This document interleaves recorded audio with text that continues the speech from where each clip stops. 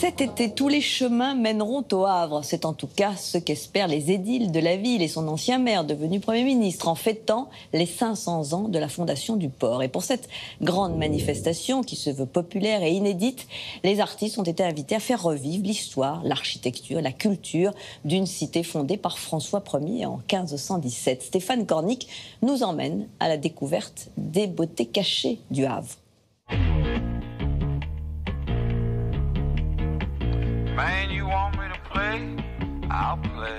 Au Havre, il y a un côté Venice Beach sur Manche, partant bleu. Mais la ville surnommée Stalingrad-sur-Mer par les plus critiques, en raison de son architecture bétonnée signée Auguste Perret, constitue un ensemble d'urbanisme unique au monde qui lui a valu une inscription au patrimoine mondial de l'UNESCO en 2005. Ce paysage citadin, balnéaire et portuaire, à l'atmosphère unique, inspire les artistes comme les cinéastes qui, depuis Méliès, l'utilisent régulièrement comme toile de fond.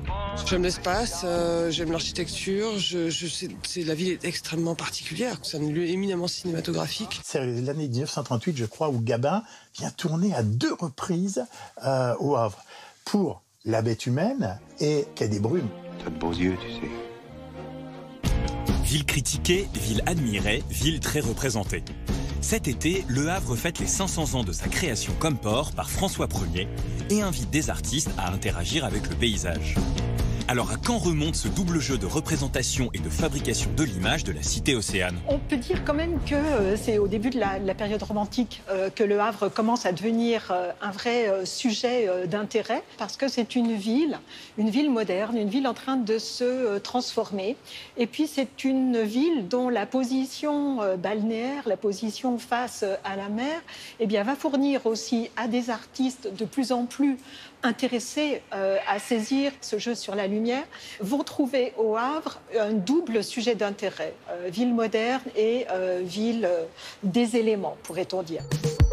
En 1847, le chemin de fer relie Le Havre à Paris en 6 heures. Les artistes en quête d'extérieur viennent y peindre aux côtés d'artistes de la région, comme Eugène Boudin. Vraiment, ces années 1850 sont un moment où on invente à nouveau la peinture de paysage. Impression Soleil Levant, qui a été donc peint en 1872 par Monet au Havre sur le Grand Quai. Alors cette œuvre va être exposée en 1874 lors de la première exposition impressionniste, et c'est elle qui va donc donner le nom au mouvement. Après Monet, Camille Pissarro, Albert Marquet, Georges Braque et le peintre havré Raoul Dufy représentent eux aussi la ville et ses environs.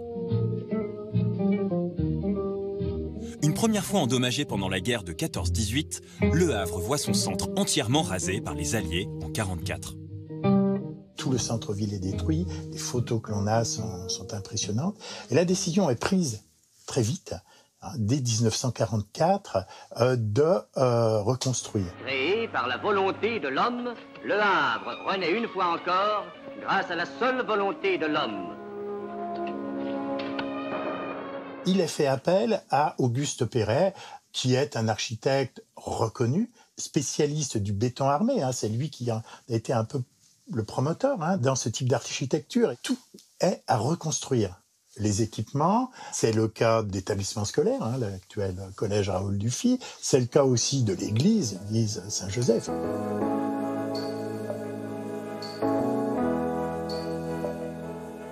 Bien sûr, les logements, ce sont des conditions de logement qui, pour l'époque, sont extrêmement agréables, notamment par rapport à ce que vivent la plupart des personnes qui habitent dans l'agglomération.